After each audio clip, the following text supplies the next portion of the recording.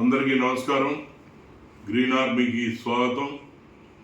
అయితే ఇప్పటివరకు వేంపాడు సాగుదారుల కోసం 1990లో భారతదేశ అత్యున్నత న్యాయస్థానం సుప్రీంకోర్టు ఇచ్చిన తీర్పు కాడి నుంచి ఇప్పుడు వరకు జరిగినటువంటి పరిణామాలన్నీ కూడా మరి ఈ ఛానల్ వారి ద్వారా ప్రచారం చేయడం జరిగింది.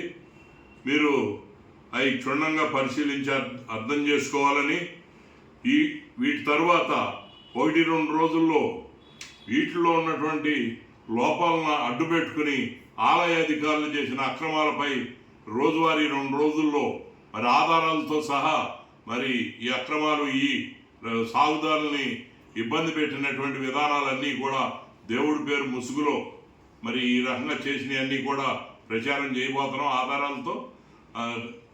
కాబట్టి మీరందరూ కూడా ఈ స్టడీ చేయండి ముందు, తర్వాత అవి గమనించండి. వాటి తర్వాత మళ్ళీ మరి కొంతమంది అదే గోగినేని రఘుప్రసాద్ గారు వీళ్లతో కలిపి మరి అంత ముందు జరిగినటువంటి వాటిలో లోపాలని మరి క్షుణ్ణంగా ఎత్తి మీకు చూపివ్వడం జరుగుద్ది. సుప్రీంకోర్టు ఇచ్చినటువంటి 90 తీర్పుని ఎలా వక్రీకరించబడిందో, తరువాత దానివల్ల సాగుదారులు ఎంత ఇబ్బంది పడ్డారో, దీనికి మామూలుగా ఆలయ అధికారులు ఏ రకంగా కోర్టులో ఆశ్రయించేటప్పుడు అబద్ధాలు ఎలా ఆడారో కూడా మరి అన్నీ కూడా మేము మీ ముందు ఆధారాలతోనే మాట్లాడతాం, ఆధారాలతోనే ఉంచుతామని మరి ఇవన్నీ గమనించాలని కోరుతూ సెలవు తీసుకుంటున్నాను. నమస్కారం.